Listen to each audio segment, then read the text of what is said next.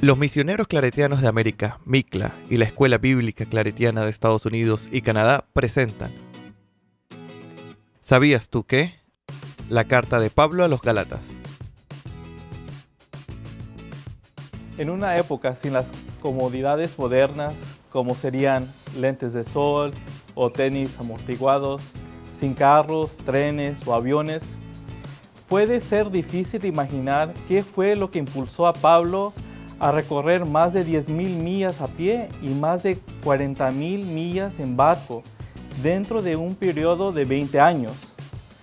Ciertamente fue su experiencia personal con el resucitado que lo llevó a declarar: pero cuando Dios, que me apartó desde el vientre materno y me llamó por su mucho amor, quiso revelarme a su Hijo para que yo lo anunciara a los paganos. Gálatas capítulo 1, versículos 15 al 16. No cabe duda que este misionero itinerante se vio a sí mismo como enviado y apóstol a los gentiles. Pero ¿cómo se dio este proceso? ¿Cómo podemos entender el hecho de que Pablo sale con una urgencia a proclamar la buena nueva? La manera clásica y tradicional de entender a Pablo es que él tuvo una conversión tan profunda que dejó de ser judío y abrazó la apertura que ofrecía el seguimiento de Jesús hacia los gentiles. Tenemos que tener en cuenta que Pablo nunca dejó de ser judío. Su identificación y su herencia judía no le impidieron a proclamar a los gentiles que el Dios de Jesús es el Dios de Israel y el Dios del universo.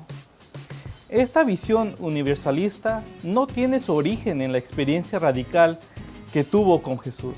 Al contrario, Jesús significó para Pablo la inauguración de los últimos tiempos, el momento en el cual se cumpliría la promesa que Dios le había dado a Abraham, de ser el padre de naciones numerosas.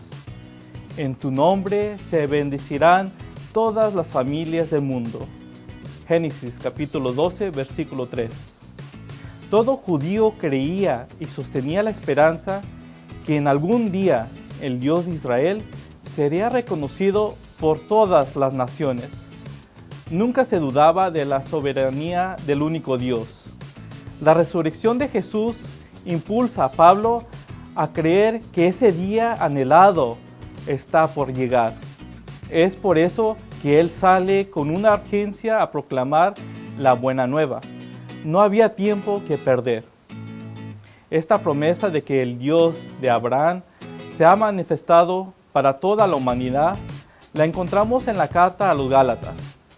La bendición de Abraham por medio de Cristo Jesús se extiende a los paganos.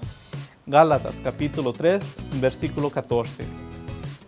Pablo se concentra en la figura de Abraham como padre de descendientes numerosos.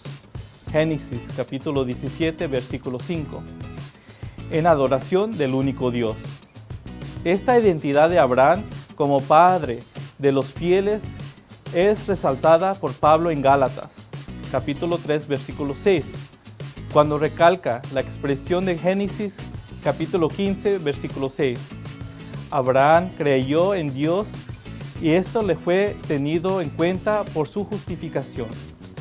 Y es que esta fe de Abraham fue capaz de engendrar descendientes que fueran herederos de las promesas tanto como judíos como gentiles. Fácilmente esta cualidad de Abraham se opaca en la traducción de la frase «hoi ek pisteros», Gálatas capítulo 3, versículo 7. Literalmente se ha traducido como «los de fe», refiriéndose a los descendientes de Abraham.